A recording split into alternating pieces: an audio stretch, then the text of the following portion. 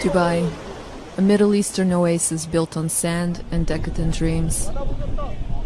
As one of the 7 United Arab Emirates formed in 1971, this port city, which lies on the north coast of the Persian Gulf, was once valued for its oil. Today it's a tax-free haven for tourists and guest workers, foreign men with disposable cash, busy schedules, and persistent loneliness.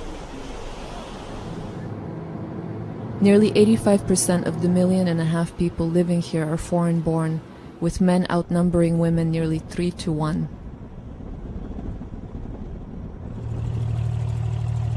As a photojournalist, I have reported on young women sold into sex for the last 4 years.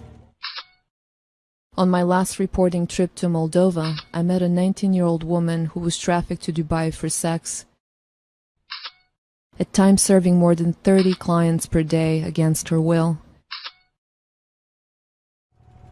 Because of her story, Dubai became a place that I had to see in order to understand such evil. What I found was a city of contradictions, Muslim traditions mixed with capitalism on steroids. Beneath Dubai's futuristic facade, the sex trade is something that some people can choose to overlook. You don't see them. It's not like anywhere else. It's not like anywhere else? No. Like prostitution somewhere else. It's on streets. There's no such thing anyway. Officially, it is very hard to get anyone to talk openly about prostitution. There are many taboos in this business-driven economy, like child camel jockeys and overcrowded, inhumane labor camps like this one. An investigative journalist who reports on trafficked laborers was willing to talk anonymously. Dubai have another good business than labor business.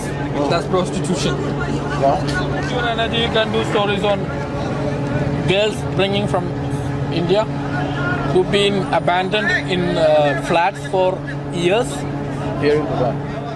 Knowing how risky a story on prostitution is, how many could be deported if they decided to talk to us, my camera woman fashioned a handbag with a hidden night vision camera, and we headed into the night. Everyone knew the most popular sex tourism spots. A Google search for Dubai sex tourism turns up discussions of numerous downtown hotels and nightclubs. You know, China is famous for that. When I arrived at one, it seemed at first like any other nightclub. But it didn't take long before I was propositioned. How much you want? I played along. 1,000? 1,000? Yeah. How much I'm taking lucky here from 500? But the women's faces I saw in the bathroom, from China, Ghana, Ethiopia, Morocco, Uzbekistan, these were not the broken spirits I expected to meet. Instead, Dubai's sex workers refer to themselves as businesswomen, dealing their profitable flesh by phone and through clubs like this. I took photos amazed by how invisible I had become. Their minds were elsewhere, applying lipstick, counting cash, dialing numbers, adjusting bras. Price depends on nationality. Chinese are the cheapest, around $150. Then Africans and Eastern Europeans. Middle Eastern women fetch the highest amount, up to $1,000 per night. I tried to find someone willing to be interviewed, but most would not talk on camera. I decided to reach Eastern European women by writing in Russian in a bathroom stall. What this says is, do you speak excellent English? Money without sex. Call our mobile number. In other countries I've worked, women refused to talk for fear of retaliation, but I sensed there was a different reason here. It's as if they had been hypnotized by Dubai's wealth. Even though many sex workers were lured here by false promises of legitimate jobs like childcare or waitressing, once they realize how much they can make in the clubs, the fast, abundant cash in selling sex is hard to turn down. Maria, a 45-year-old prostitute who I met in a club for older gentlemen, agreed to talk in a cab. She had a surprising reason to be here: romance. Красиво, здесь много магазинов. Да-да-да. Я хочу человека встретить своей судьбы. Вот. Какой человек? Европеец какого-нибудь. Британец. Да, да. It seemed unbelievably naive. I couldn't comprehend how selling your body could be a rational choice. But Maria insisted that she was not being forced. A man from Tunisia who propositioned me told me that every woman in Dubai has a price, and many here can afford to pay it. John, a former American serviceman who I met in a nightclub, explained how he has seen women seduced by the cash. Imagine a girl who's been in a bad economic situation all her life, and now you offer her everything. Oof, that's intoxicating to them, you know? At least for a while, until the thrill is gone. Until the thrill is gone, she's going to be like sucking that up. Until she figure out she sold herself and she get that feeling on the inside where she has nothing left. She's going to be like, damn, how did I get to this place? You know? But that's a time for that to happen. Until that time happens, she's going to enjoy the trips and enjoy the jewelry and enjoy the this, enjoy the that. I went to see Sat, a young, intelligent PR executive from Singapore. Even she, a successful businesswoman, has pondered the allure of prostitution. People get into prostitution without realizing it. It becomes such an attractive, lucrative trade. You really can make a lot of money. You know, even I was curious once. I'm like, really? How much money can you really make? Even I was asking, what would my price be? You know, how much can I really make? With so many men here, Sat says prostitution makes Dubai safer. It is fortunate for us that sex is a trade out here, because otherwise I would feel highly harassed. I'm already sometimes feeling harassed to an extent. So imagine if prostitution was not there. Which is a very sad thing to say, but you know what? Someone makes a choice to join the trade and industry, you know, that's just their prerogative, really. I wondered if I was the only person who still felt that permitting prostitution was a choice that dishonored us as women.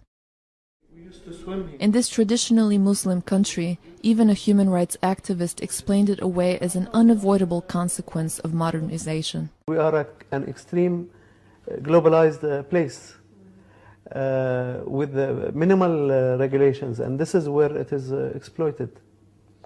And our legal system isn't really growing fast to catch it, because also our government is scared of regulations that they may, you know, turn off businesses or investors and, you know, in all these developments and so on. In fact, all of the notorious sex clubs carry the seal of the Department of Commerce and Tourism. But this is about capitalism. You invented it. You brought it to the world.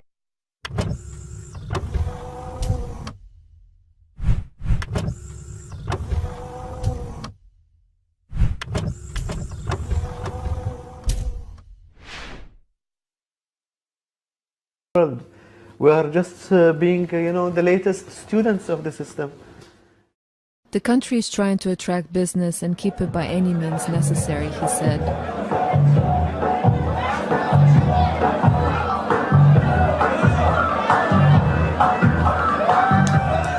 For now, in the clubs of Dubai, there appear to be no efforts to enforce laws against prostitution. And as long as the government continues to license clubs like these, it appears all they really want to protect is Dubai's reputation as the playground of the Middle East. And those young women from poor countries say the money is just too good. Sasha, from Siberia, finally agreed to go on camera. I think their country not good for jobs, for money. It's because of this. They are not having another choice, I think. But some of them have choice and they like this business and come. Because it's easy to make money in this country. It's easy when you're a business lady, when you're... Yeah. I go to the club usual 11 o'clock, come back home 5 o'clock, a little bit sleep, read, talk with friends, and again the same every day. The price is what, 500? Yeah, 1 hour it's 500, it's night it's 1,000. And a night is how many hours? 3 hours. From what time to what time? From 3 until? From 3 to 6, or from 2 to 5.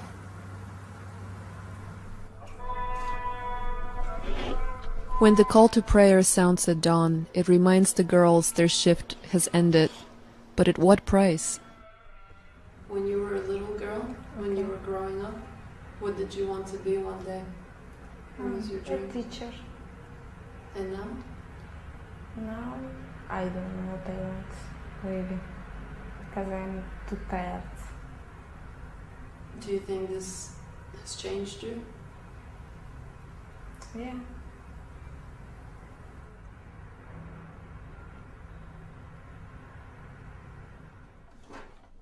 On my last day in Dubai, my hotel room was ransacked. All of my equipment and reporting materials were stolen. Mine was the only room in the hotel to be vandalized, and initially the front desk refused to call the cops. That morning, as my camera woman rushed to catch her flight, she was detained by airport security. All of her videotapes were confiscated. We had been watched and followed. It was only after making a spectacle that they returned her tape saying they had mistaken her identity.